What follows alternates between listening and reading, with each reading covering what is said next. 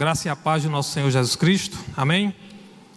Muito bem, nós ainda faltam 10 minutos, para cumprir o nosso tempo aqui, mas eu queria já aproveitar o tempo aqui e compartilhar uma palavra com os irmãos. Queria convidar os irmãos a abrirem suas Bíblias, a acompanharem aí a leitura do texto de Mateus capítulo 28, 18 ao 20. Mateus capítulo 28, do 18 ao 20. Só lembrando, os que chegaram depois, daqui a pouco a gente vai realizar uma assembleia extraordinária, mas é muito rápido, só para questão de oficializar o envio, o comissionamento da nossa irmã Janaína ao projeto Radical. Ela já está lá, desde o mês de janeiro. É apenas para a gente oficializar e depois enviar a cópia dessa ata para ser juntada à documentação dela lá. Muito bem. A Mateus 28, 18 ao 20, o texto conhecido como a Grande Comissão, nos diz o seguinte: Jesus, aproximando-se, falou-lhes, dizendo: toda a autoridade me foi dada no céu e na terra. Ide, portanto, fazei discípulos de todas as nações, batizando-os em nome do Pai e do Filho e do Espírito Santo, ensinando-os a guardar todas as coisas que vos tenho ordenado, e eis que estou convosco todos os dias até a consumação do século. Outro texto, João capítulo 20, versículo 19 ao 22. Vamos avançar um pouquinho aí para João capítulo 20, do 19 ao 22. Nos diz o seguinte: ao cair da tarde daquele dia, o primeiro da semana, trancadas as portas da casa onde estavam os discípulos com medo dos judeus, veio Jesus, pôs-se no meio e disse-lhes: paz seja convosco. E dizendo isto, lhes mostrou as mãos e o lado. Alegraram-se, portanto, os discípulos ao verem o Senhor. Disse-lhes, pois, Jesus outra vez: paz seja convosco, assim como o Pai me enviou, eu também vos envio. E havendo dito isto, soprou sobre eles e disse-lhes: recebei o Espírito Santo. E por último, Atos capítulo 1, versículo 8. Avance um pouquinho aí na sua Bíblia e vá para o livro de Atos capítulo 1, versículo 8, que nos diz o seguinte: mas recebereis poder ao descer sobre vós o Espírito Santo, e sereis minhas testemunhas, tanto em Jerusalém, como em toda a Judeia e Samaria, e até aos confins da terra. Amém? Vamos orar mais uma vez. Amado Deus, eterno Pai, nós te damos graças pela Tua palavra. Ela é a verdade para a nossa fé, para as nossas vidas. E nós precisamos, Pai, que o Teu Espírito Santo nos dê o entendimento, a compreensão da Tua vontade expressa na Tua palavra. E é isso que nós te pedimos nessa hora. E agradecemos desde já em nome de Jesus. Amém. Amém. Irmãos, esses 3 textos que nós lemos aqui, eles têm muito em comum. Jesus havia ressuscitado e ele diz essas palavras aqui para os seus discípulos. São textos simples, de fácil compreensão para nós. Mas eu queria chamar a atenção para algo nesses textos. Como eu disse, tem muita coisa em comum aqui nesses textos. Mas eu queria chamar a sua atenção para algo que, a princípio, eu diria que parece simples. Mas não é tão simples como parece. Eu queria fazer uma pergunta baseado nesses 3 textos aqui que nós lemos. Para quem Jesus falou estas palavras? Ele ressuscita, o primeiro texto de Mateus, ressuscita e diz, toda a autoridade me foi dada no céu e na terra. Ide, fazer discípulos de todas as nações, batizando em nome do Pai, do Filho e do Espírito Santo, e ensinando a guardar o que eu ordenei, o que eu ensinei a vocês. Depois ele diz, no texto de João, ele se coloca ali no meio deles, e ele diz: Pai seja convosco, assim como o Pai me enviou, eu envio vocês. E disse também, recebam o Espírito Santo, soprou ali sobre eles.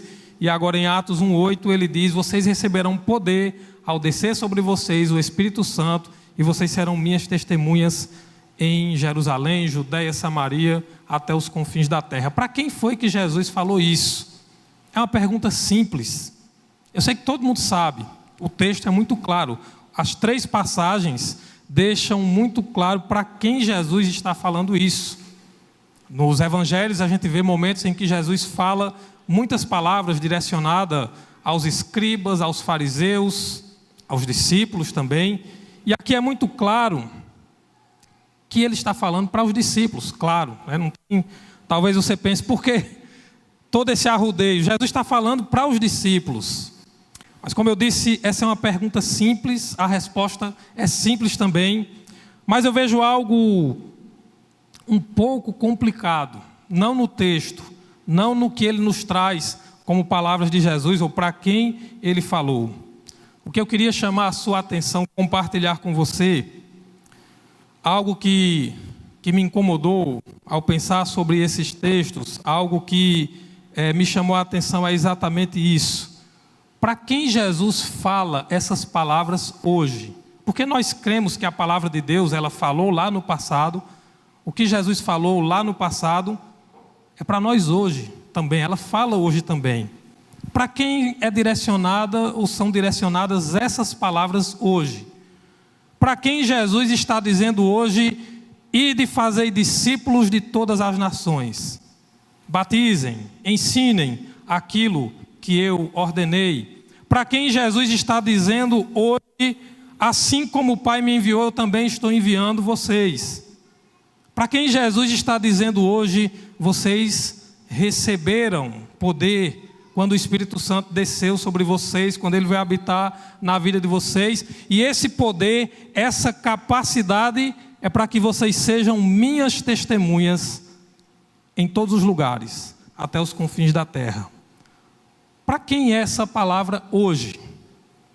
Talvez você diga: é muito fácil, continua sendo para os discípulos de hoje, é para a igreja, e isso é verdade. Mas eu disse que tem algo que é complicado. De quem é essa missão? A grande comissão, quando diz que é a grande comissão, isso está dizendo que Jesus comissionou, ou seja, ele repassou para nós, ele nos trouxe para essa missão, ele nos colocou dentro dessa missão, que é a missão dele. Essa missão é de Jesus, mas é nossa também, porque ele nos comissionou. Ele disse: o Pai me enviou, da mesma forma eu envio vocês. Agora, cada um dos que Jesus então fala, ele está dizendo aquilo que o apóstolo Paulo disse: somos cooperadores de Deus nessa missão. Qual é a missão? Levar a salvação, levar a mensagem de salvação. É o evangelho, é a boa notícia de salvação. Mas o que é que tem de complicado? E aí eu vou dizer a você o que é complicado. Nós hoje entendermos de maneira não teórica, mas prática, de quem é essa missão. E eu vou dar alguns exemplos aqui. Às vezes achamos que essa missão, essa palavra, ela é para os pastores, porque eles têm um chamado. Os pastores que vivem da obra, que são assalariados, as igrejas pagam, nós pagamos com nossos dízimos e ofertas para que os pastores vivam essa missão, para que os missionários que estão lá nos campos façam essa missão. Mas o que é complicado nisso tudo é exatamente isso. Qual é a compreensão que nós temos de quem é a missão? Será que essa missão é dos pastores, é dos missionários, dos líderes apenas? Será que Jesus falava apenas para aqueles que são chamados ao ministério pastoral, ao ministério de missões, aos líderes, né? Será que a responsabilidade de cumprir essa missão é apenas destes? Para quem é que Jesus estava falando? Para os discípulos. E eu pergunto a você: você é discípulo? Você é uma discípula de Jesus? Você é um seguidor, uma seguidora de Jesus? Se você é, essa missão é sua também. Em nenhum momento a Bíblia diz que a missão ela é apenas dos pastores, dos missionários, dos líderes. A missão é de cada um de nós. Se você ler João capítulo 15, o Evangelho de João capítulo 15, o texto que Jesus fala da videira e dos ramos, ele vai falar muito forte ali: eu escolhi vocês para que vocês deem frutos. Agora, os ramos, os galhos, que é cada um de nós, somos cada um de nós, ele diz: os galhos, os ramos que não produzem frutos, eles são lançados fora, eles não servem. Então, o que eu queria chamar a sua atenção nessa manhã é exatamente para isso. De quem é a missão? Para quem Jesus fala hoje? Façam discípulos, batizem esses discípulos, ensinem o que eu ensinei a vocês, o que vocês aprenderam. Vocês estão sendo enviados. O Espírito Santo lhes dá poder, capacidade para serem minhas testemunhas. Afinal, de quem é essa missão? Como é que você responde a isso? Imagine, e quando eu digo imagine é só um modo de falar, mas olhe, pense, Jesus fala isso hoje para mim, para você. Não importa se você tem um chamado para ser pastor, missionário, se você é líder, se você é um novo convertido, não importa quem você é. Se você é um discípulo de Cristo, se você entregou sua vida a Ele, Ele fala exatamente para você essas palavras hoje também. A missão, ela é da igreja, mas quando a gente fala igreja, parece que é uma instituição, né? Igual uma escola, uma empresa, e a igreja não é isso. A igreja é você. Aonde você estiver, você é a igreja. Se você vai numa casa visitar alguém, você é a igreja que está lá visitando essa pessoa. Se você fala de Jesus para alguém, pode ser no ônibus, pode ser na rua, pode ser aonde for, se você está dando testemunho de Jesus, falando o que Ele fez na sua vida, falando aquilo que Ele é, se você está compartilhando de Jesus com alguém, você é a igreja. Quando o livro de Atos, se você ler o livro de Atos, você vai ver quando diz, e a igreja, e os irmãos, ele está falando de todos, não é apenas dos apóstolos. A missão é de cada um de nós. Cada um de nós é chamado para fazer discípulos. O que nós temos feito? Qual é a missão que nós temos realizado nessa terra? Um dia nós estaremos diante de Deus e os frutos, eles serão apresentados diante de Deus. Quantas parábolas Jesus contou a esse respeito? Parábola dos talentos, dos trabalhadores na vinha, e outras parábolas que ele contou. E ele disse que um dia nós estaremos diante de Deus mostrando os nossos frutos. Quais são os frutos que nós temos produzido? Então eu queria deixar essa breve palavra para os irmãos. Como eu disse, só há uma coisa complicada aqui: como é que a gente compreende isso de maneira prática? Como é que nós vivemos essa missão? E a complicação não é em qual é a missão, porque todos nós sabemos. A complicação não é para quem Jesus falou no passado e hoje, porque também todos nós sabemos. A complicação é talvez a de sempre: colocar em prática, viver essa missão, entender que isso é uma missão, é uma prioridade em nossas vidas.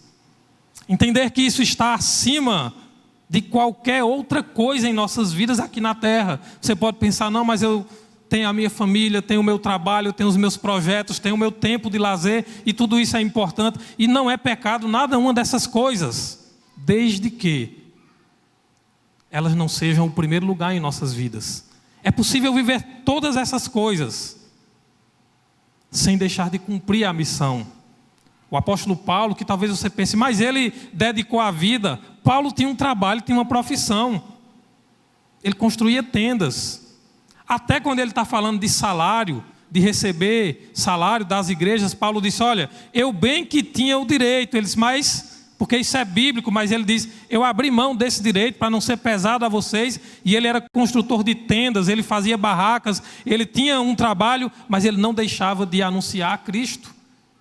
Ele orava e pedia que Deus desse a ele, abrisse portas, a oportunidade, e é ele quem diz: prega o evangelho, há tempo e há fora de tempo, aproveite as oportunidades, fale de Cristo, testemunhe. Ele era um homem ocupado, ele não era alguém que vivia apenas sair. Às vezes a gente tem um pensamento que Paulo era um andarilho, né? Um missionário que vivia apenas pregando. Não, ele trabalhava também, ele tinha o seu trabalho, ele tinha suas ocupações. Então que nós possamos meditar sobre isso nessa manhã, que nós possamos refletir sobre aquilo que nós temos feito, porque a missão é de cada um de nós. Amém? Eu queria então declarar aqui aberta a nossa Assembleia Extraordinária. Eu queria antes orar, né? Estar mais uma vez orando com os irmãos. Pedir que os irmãos fiquem de pé para estarmos orando. Nosso Deus, nosso Pai, nós te damos graças, Pai, porque o Senhor nos deu um grande privilégio, nos deu uma missão. E ela é difícil, ela exige de nós sacrifícios, mas ela é maravilhosa. É um privilégio enorme fazer parte dessa missão, ser parte, ser instrumento usado pelo Senhor para alcançar outras vidas, assim como um dia, por meio de outras vidas, nós fomos alcançados pelo Teu amor, pela Tua graça, pelo Teu perdão. Usa cada um de nós, Senhor, perdoa as nossas falhas, restaura em nós aquilo que precisa ser restaurado, transforma as nossas vidas, para que possamos viver essa missão, a missão que o Senhor nos deu, o privilégio de participar dela. Assim oramos agradecidos em nome de Jesus. Amém. Amém.